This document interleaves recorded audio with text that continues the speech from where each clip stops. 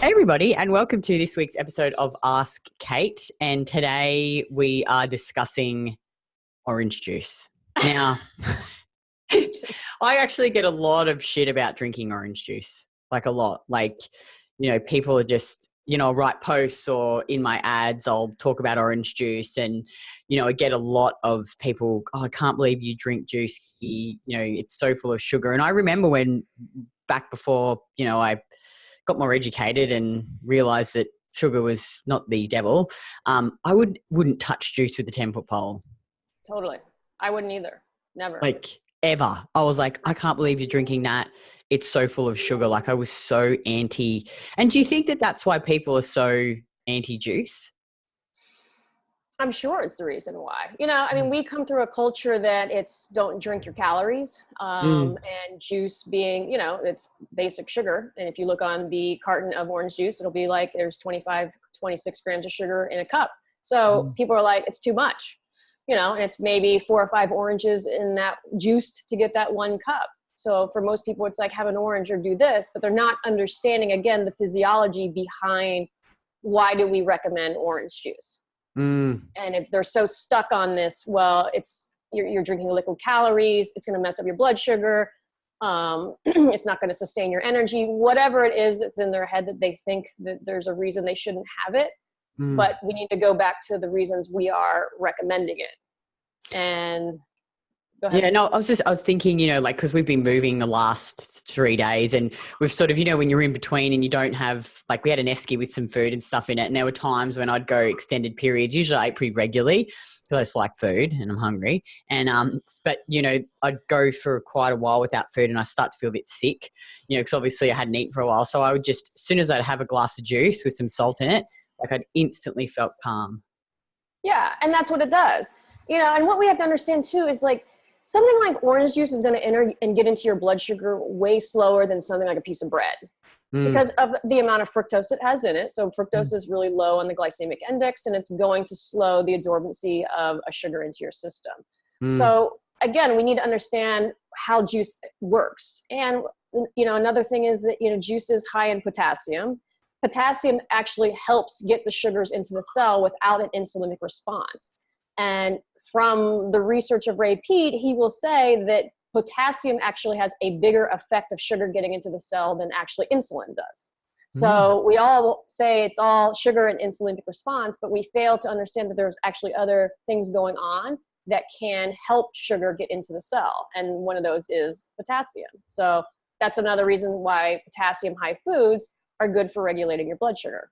It's really interesting too, like, when because I think people, like we talked about, they just hear these things and they're, like, oh, you can't drink that because it's full of sugar. But if you, like you say, if you actually look at the glycemic index, which is, but can you explain for viewers what the glycemic index is? Because some people might not know what it is. Well, it's basically, and I don't like to use it, and I know Ray doesn't like to use it, and we don't like to use it a lot because usually, you're not ever usually eating these foods independently. So, a glycemic index of one food isn't going to make that much difference if you're eating a lot of other things with it. But it's basically how fast something is getting into your blood sugar and the response it's giving. So something like pure glucose has a glycemic index of 100. So, and almost white bread is the same thing. Brown bread is a little bit lower. But a lot of the starches that are 100% glucose are going to get in your system a lot quicker than something that has partially some fructose in it and some glucose in it, which is your fruits. Because fructose is at the bottom, right? Like fructose is right at this, is lower. It's like right at 20. Yeah, it's super low. Yeah. So anything that's sugar, so it's glucose and fructose down together, is probably going to be halfway. Yes. Yeah. I think white table sugar. Like 68, isn't it? Or it's something like that. Yeah. And orange juice is pretty low, like 50, 52. Correct. Yeah. Right. Like a sweet potato is higher than white table sugar. Right. So which is so crazy because people bang on like they're like, oh, no. But then when you explain this to them, they're like, ah. Right. But, and then, there's something that we do promote is to not have the sugars independently anyways, because have them with a little fat, have them with some protein to help regulate yourself better. But it all depends on what your body needs. Someone like you that you have been working and doing stuff and you could see, I need to regulate my blood sugar. having pure juice with salt was the best answer for you. You don't want it to be slow absorbency at that point. You want it to get into your system to bring your stress hormones down. But, you know, and this is why for some people in the morning, so I have people that work out in the morning, you know, and I'm like, you got to get some sugar in your system before we start.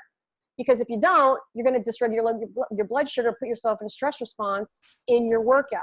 So having a cup of juice prior to a workout is a good option to help get your body regulated and have your body able to utilize some sugars prior to that workout.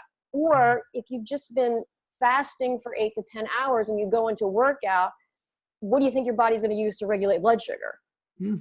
Your own tissue, you know. Or if you do have some stored glycogen, if you are in a super healthy state, you probably still have some stored glycogen left in the liver, some in the muscles, but most people are not that healthy. So at that point, they're not. They're just putting themselves in another stress cycle and chewing up their own tissue. And then they're wondering why I can't gain any muscle mass or I can't change my body composition, because they're just chewing away their own muscle tissue with their, you know, non-eating prior to their workout.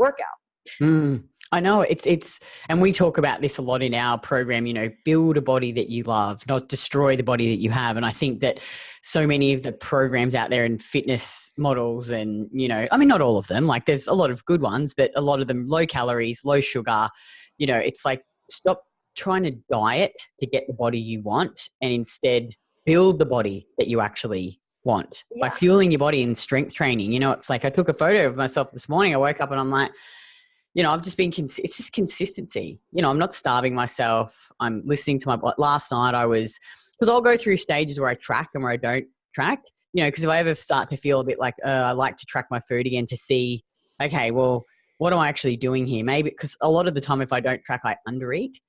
Right. And I don't sleep very well. So I'll have to just bump everything back up again and go, okay, look, this is a good spot for you. But yesterday I was just busy and I got to the end of the day and we've been moving and it's been stressful and I was tired and I was like, I just need to have my normal dinner, and I had a big serve of ice cream, lick ice cream before I went to bed.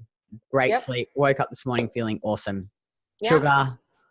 Yeah. And you know, and so, I mean, orange juice with the right person is a really effective way to help regulate their blood sugar. Again, it's really easy to digest.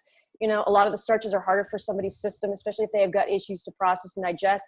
So we can get the energy into someone a lot easier by using something like orange juice. You know, and most people are undernourished and most people's bodies need energy, right? They're having a crap load of issues. And yes, they're saying, well, I'm gaining weight. But I'm like, a lot of what you're doing is just metabolic deficiencies, but your body's having tons of issues and we need to get the energy into the system. And because you've probably been low carbing or stressing your system out or chronic dieting, your blood now, you know, has probably a lot of free fatty acids in it. They aren't really helping the absorptions of sugars. So we need to give you something that your body's going to have an easy time with. It's not going to have to use a lot of energy to break it down. It can just get into the system, absorb through the, you know, stomach and intestines and start regulating you. But again, if you haven't been consuming sugars in a while, so I got to put this little notation on there. It's not wise to consume tons of orange juice initially. And I think we've all done this where if you've been low carbing or haven't been consuming a lot of juice, you need to start off slowly, allow your body to get some adaptation to it. So in the beginning, it may more sense to go a little low dosage, make sure you're eating proteins and fats with it, or start off with some more solid fruits and then start shifting and adding more juice to the diet as you progress. Because if not, it might get into the system too quickly, dysregulate you, and then that's where the problems go. So this is something that you kind of have to work with.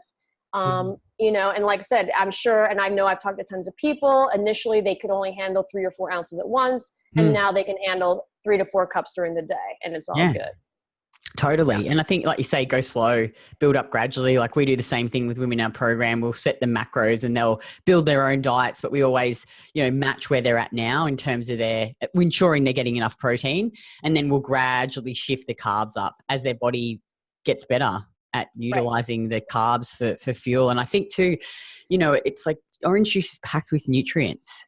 You know, like sugar, white table sugar is the same as the sugar found in juice. The difference is that juice is nutrient rich, whereas white sugar is just energy.